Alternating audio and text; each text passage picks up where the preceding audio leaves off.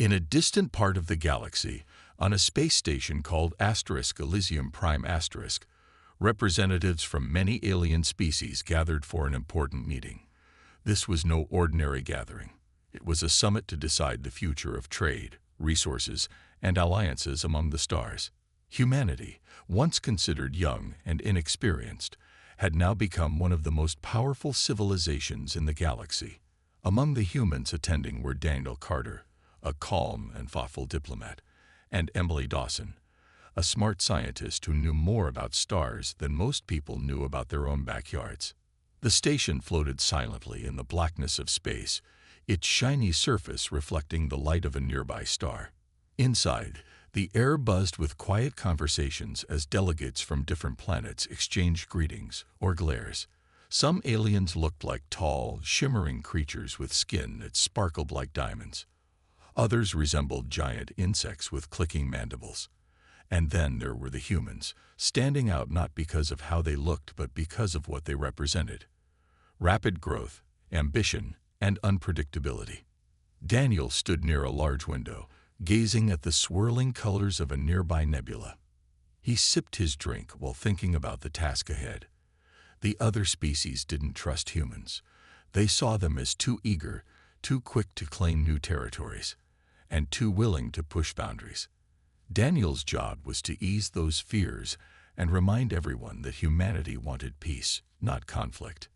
Emily, meanwhile, sat at a table reviewing data on her portable screen. She wasn't just here to advise. She was also keeping an eye on something strange. For weeks, she'd noticed odd patterns in communications between certain alien groups. With the help of her assistant, Ryan Mitchell, she had started piecing together clues. Something didn't feel right, and she couldn't shake the feeling that humanity was walking into a trap. As the meeting began, all eyes turned to the center of the room where a large circular table hovered slightly above the floor. Each delegate took their seat, and the discussion started. Voices echoed through the chamber as topics like resource sharing and border agreements were debated. Daniel spoke clearly and calmly, trying to reassure the others that humanity valued cooperation. But every time he finished speaking, someone else would counter his words with accusations or doubts. A particularly loud voice belonged to Zoreth, an ambassador from the Varna Collective. His sharp features and cold stare made him look even more intimidating than his reputation suggested. Zoreth argued that humans were reckless and dangerous, pointing to recent incidents where human ships had ventured too close to restricted areas. "They cannot be trusted," he said firmly, his tone dripping with disdain. "If we do not act now, they will take everything." Emily listened carefully, jotting down notes. She could see Daniel struggling to keep his composure. The pressure was mounting, and it was clear that this summit wouldn't end without drama. As the hours passed, tensions grew thicker, and the atmosphere became heavier. It was like watching a storm brew on the horizon. Everyone knew lightning would strike eventually. Later, during a short break, Emily pulled Daniel aside. "There's something you need to know," she whispered urgently. She showed him fragments of encrypted messages she and Ryan had managed to decode. The messages hinted at a secret plan, a plot by several alien factions to cut off humanity's access to vital resources. Worse yet, some were discussing ways to weaken Earth's defenses. Daniel frowned, rubbing his temples. "If we reveal this now, it'll only make things worse," he muttered. "We need concrete proof before we accuse anyone." Emily nodded reluctantly, though she felt uneasy leaving the matter unresolved. By the time the delegates returned to the table, the tension in the room was almost unbearable. Everyone seemed to be waiting for the next move, unsure of who would blink first. What none of them realized was that this summit would change the course of history, not just for humanity, but for the entire galaxy. During a short break in the summit, Emily found herself alone in a quiet corner of the station. She opened her portable screen again, determined to dig deeper into the strange communications she had intercepted earlier.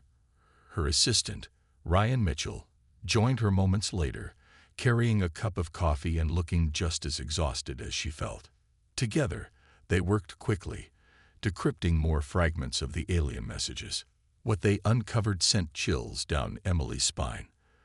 The messages revealed that several alien factions were planning something big, something dangerous. They weren't just talking about cutting off humanity's access to resources or trade routes. Some were discussing military actions.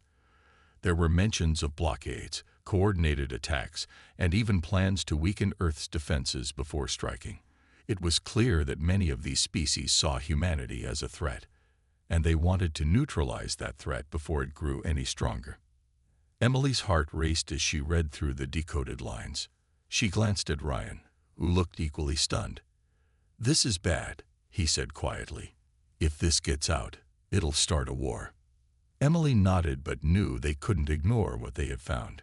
She decided to share the information with Daniel immediately. When she finally caught up with him near the main conference hall, she pulled him aside. "Daniel, we have a problem," she whispered urgently. She showed him the evidence on her screen, explaining what it meant. Daniel's face darkened as he processed the information. "This changes everything," he muttered under his breath. He ran a hand through his hair, clearly frustrated. "But if we bring this up now, without solid proof, it'll only make things worse. They'll accuse us of fabricating lies to justify our own aggression."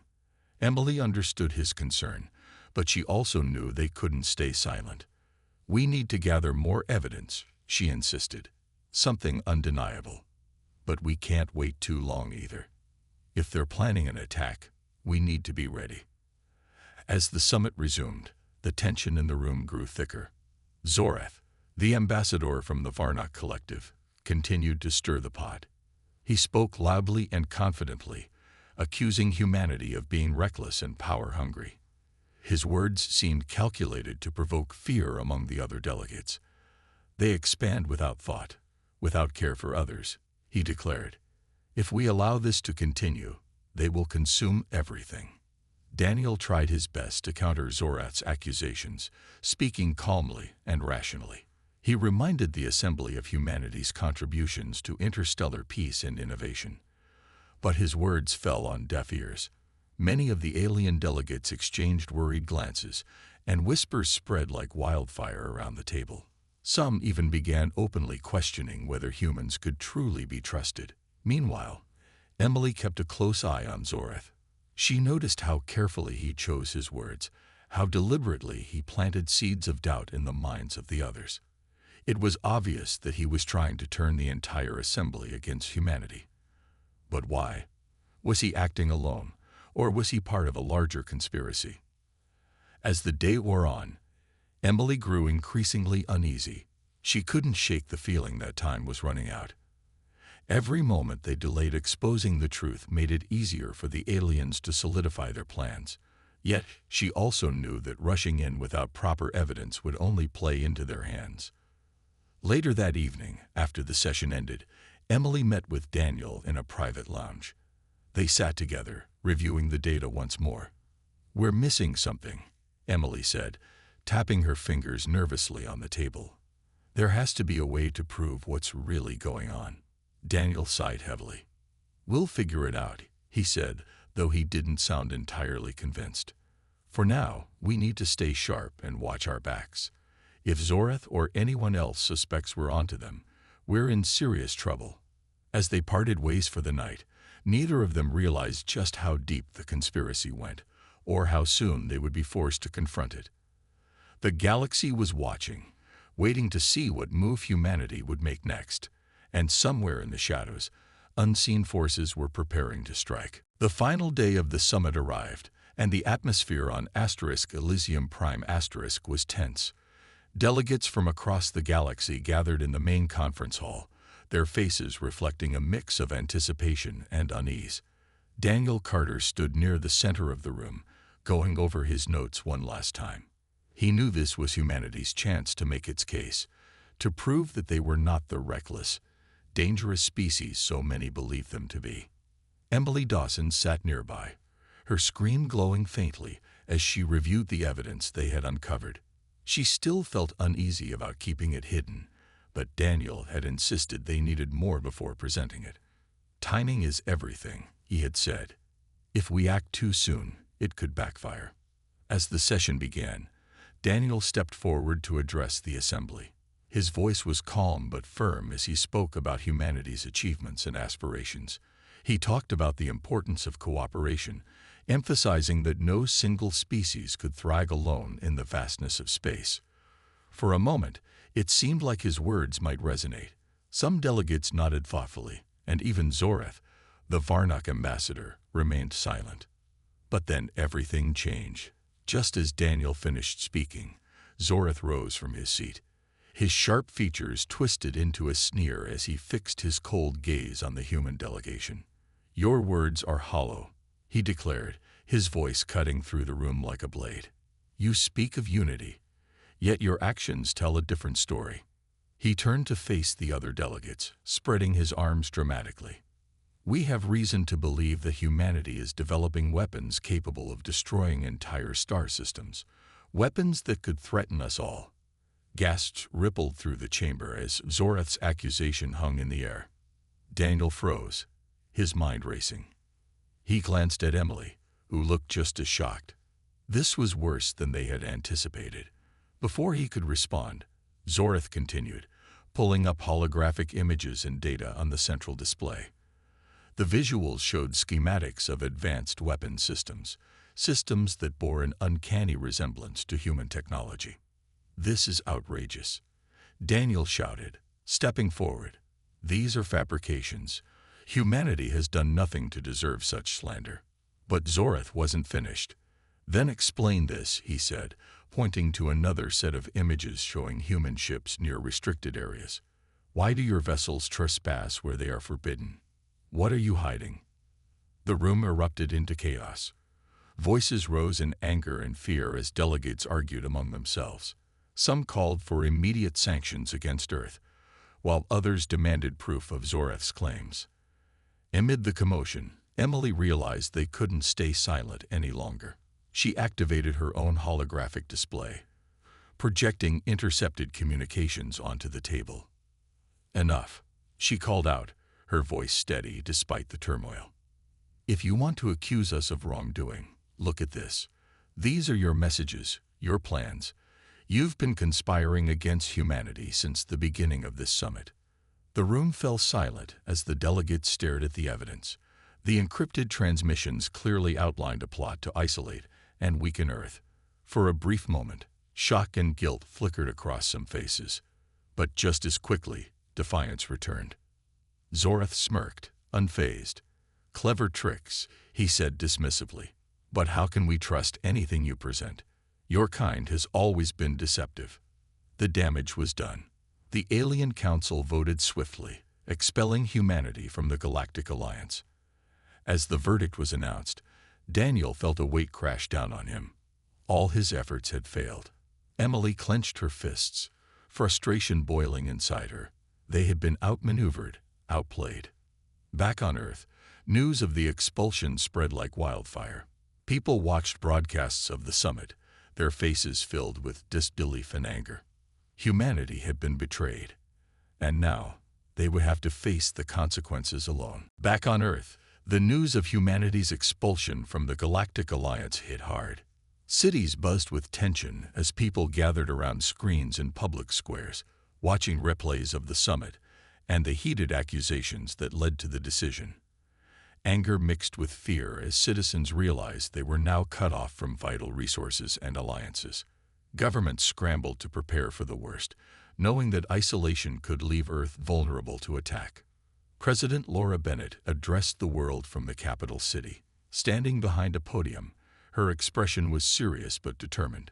"We will not be intimidated," she declared, her voice firm. "Humanity has faced challenges before, and we have always found a way to survive. This is no different." She announced plans to abandon foreign-held territories and focus on strengthening Earth's defenses. But she also revealed something else: a bold initiative to ensure humanity's survival, no matter what happened next. The plan was simple yet ambitious: build a fleet of massive colony ships capable of carrying tens of thousands of people to new worlds far beyond the reach of their former allies and enemies. These ships would be self-sustaining, equipped with everything needed to start new lives in uncharted regions of the galaxy. It was a risky move, but it offered hope when despair seemed overwhelming. Construction began almost immediately, with engineers and workers rushing to bring the project to life. Among them was Marcus Hale, a skilled engineer known for his ability to solve problems under pressure. He spent long hours overseeing the assembly of the first ship, ensuring every detail was perfect. "This isn't just a ship," he told his team one evening. "It's our future. We can't afford mistakes." Emily Dawson stayed close to the project, working tirelessly to oversee the design and launch schedules. She felt a deep sense of responsibility, knowing that these ships carried humanity's last chance for freedom. Late at night, she often found herself staring at star maps, imagining where the ships might go and what they might find. Despite the chaos around her, she allowed herself a small flicker of hope. Daniel Carter returned to Earth burdened by guilt. He couldn't shake the feeling that he had failed everyone at the summit. But instead of retreating, he threw himself into supporting the Exodus effort. He traveled across the globe, helping coordinate logistics and speaking to communities about the importance of unity during this difficult time. "We're leaving the table," he said during one speech, "but we're not giving up. We'll find another place where we belong." As the first wave of colony ships neared completion, rumors spread about alien movements near Earth's borders. Probes had been spotted lingering suspiciously, and strange energy signatures suggested the Varnock Collective was amassing forces. Intelligence reports confirmed Zoreth's earlier threats. He intended to strike while humanity was distracted by the Exodus. Laura convened an emergency meeting with military leaders, including General Rachel Monroe, to discuss countermeasures. They knew the colony ships would be easy targets during launch, so they devised a risky plan: deploy decoy fleets to draw enemy attention away from the real operation. It was a gamble, but necessary to protect the fleeing ships. Daniel volunteered to join one of the decoy missions, feeling it was his duty to make amends for the failures at Elysium Prime. Emily begged him to reconsider, but he was resolute. "I let everyone down once," he said quietly. "I won't do it again."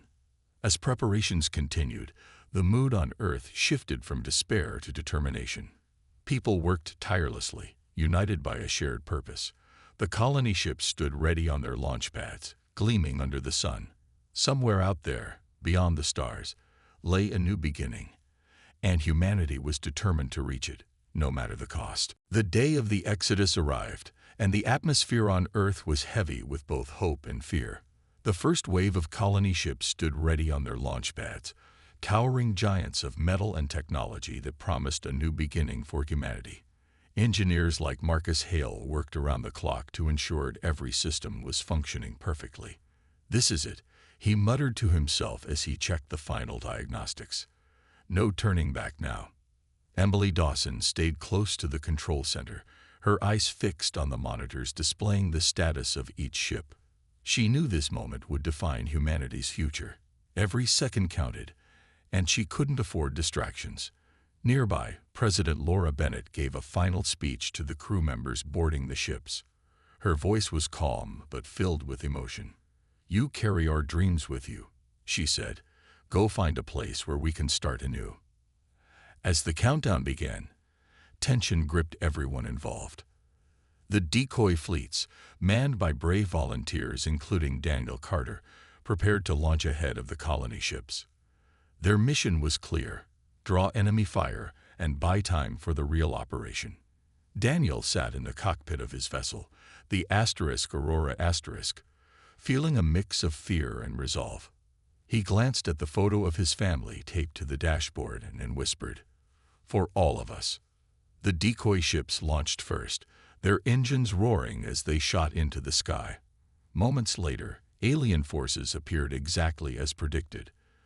Dozens of Varnock warships emerged from the shadows of space, their weapons glowing ominously. Zoreth's plan was obvious. He wanted to strike hard and fast before humanity could escape. Daniel's heart pounded as he watched the enemy fleet approach. "Here we go," he said into his communicator, rallying the other pilots.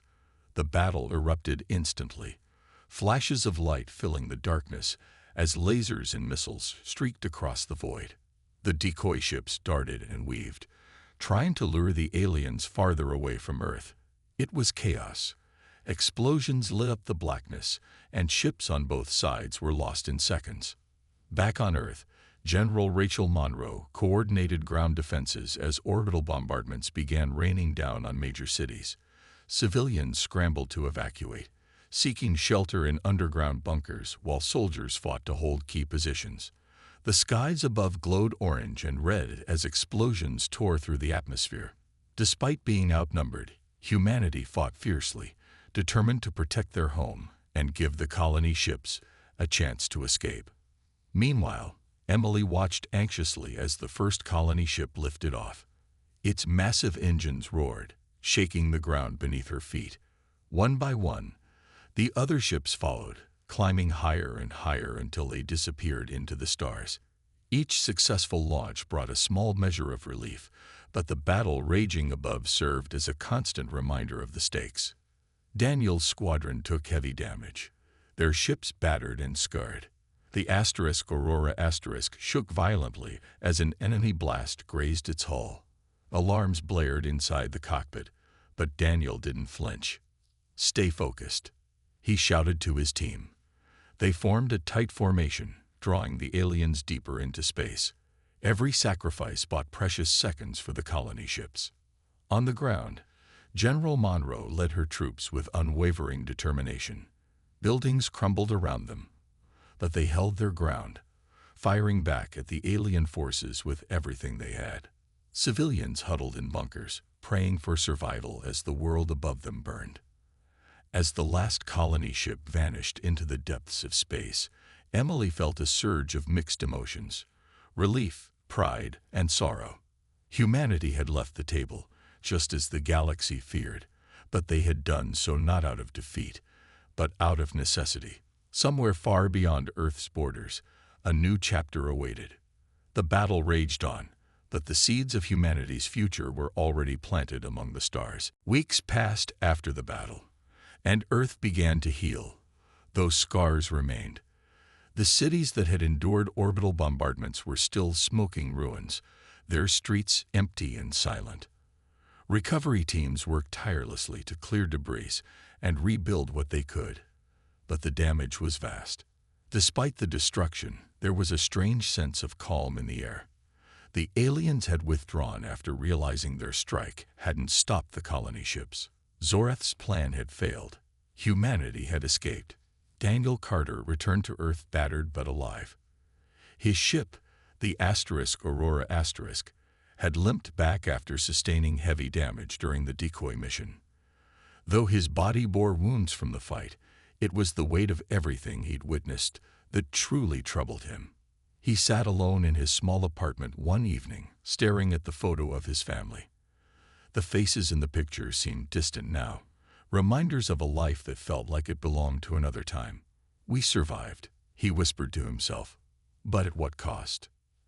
Emily Dawson found Daniel a few days later. She had stayed behind on Earth to oversee the final stages of the exodus, ensuring every ship launched safely. Now, with the operation complete, she finally allowed herself to rest. But rest didn't come easily. The images of burning skies and exploding ships haunted her dreams. Still, she knew there was work left to do. Humanity couldn't afford to stop moving forward. "Daniel," she said softly as she entered his apartment. He looked up, surprised to see her. "How are you holding up?" He forced a smile. "I've been better, but I'm still here, aren't I?" Emily nodded, sitting across from him. "You did good out there. You gave us the time we needed. I just wish I could have done more," he admitted, his voice heavy with regret. "So many people didn't make it." Emily reached out and placed a hand on his. "We all lost something. But because of you and everyone else who fought, we have a chance to start over." The two fell silent for a moment, each lost in their thoughts. Finally, Emily spoke again. "There's something I want to show you." She led him to a nearby spaceport where a small research vessel awaited them. It wasn't large or flashy, but it was sturdy and equipped for long journeys. "This is our next step," she explained. "We're going to explore nearby star systems, look for signs of habitable planets, and maybe even reconnect with the colony ships." Daniel raised an eyebrow. "You mean leave Earth behind?" "Not forever," Emily replied. "But someone has to go out there and chart the path ahead. We can't just send the colony ships into the unknown without knowing what's waiting for them." Daniel hesitated, then nodded. "Count me in. I owe it to everyone who trusted me to keep going." Together, they boarded the vessel, joined by a small crew of scientists and engineers. Among them was Marcus Hale, who had volunteered to join the mission after completing his work on the colony ships. "Figured I'd stick around to see if my designs hold up out there," he joked, though his eyes betrayed his determination. As the ship launched, Earth grew smaller and smaller behind them. From orbit, the planet looked fragile, its blue oceans and swirling clouds a stark contrast to the devastation below. Emily stood by the viewport, watching silently. "We'll come back," she said firmly, stronger than before. Daniel joined her, placing a hand on her shoulder. "We have to, for everyone counting on us." The journey ahead was uncertain, filled with unknown dangers and challenges. But as the research vessel sped toward the stars, hope flickered within its crew. Somewhere out there, beyond the darkness, lay a new beginning, not just for humanity, but for the spirit of exploration and resilience that defined them. And so, humanity's story continued, written not in words of defeat, but in acts of courage and determination. They had left the table, yes, but they had also set course for a brighter future among the stars. Months passed as the research vessel sailed through the vast emptiness of space. The crew worked tirelessly, scanning star systems and analyzing data in search of habitable planets. Emily Dawson spent most of her time at the main console, her eyes glued to the screens displaying maps of uncharted regions. She felt a mix of excitement and pressure. This mission wasn't just about exploration. It was about finding a new home for humanity. Daniel Carter had settled into his role aboard the ship, helping with navigation and repairs. He no longer carried the heavy guilt that once weighed him down. Instead, he focused on the task ahead, knowing that every discovery brought them closer to a brighter future. "We're not just running away," he often reminded himself. "We're building something new." One day, as the ship approached a distant star system, Marcus Hale called everyone to the control room. "You'll want to see this," he said, his voice tinged with excitement. On the main screen, a planet appeared, a blue-green world with swirling clouds and shimmering oceans. It looked eerily similar to Earth. Emily's hands trembled as she analyzed the readings. "It's perfect," she whispered, almost unable to believe it. The atmosphere was breathable, the temperature mild, and there were signs of water and vegetation. "This could be it," she said louder, turning to the others. "This could be our new beginning." The crew erupted into cheers, their months of hard work finally paying off. They named the planet New Horizon *, a symbol of hope and renewal. Over the next few days, they conducted detailed scans, confirming that the planet was safe for human life. There were no signs of hostile species or dangerous environments, just open land waiting to be explored. Meanwhile, far away in another part of the galaxy, the colony ships reached their destinations.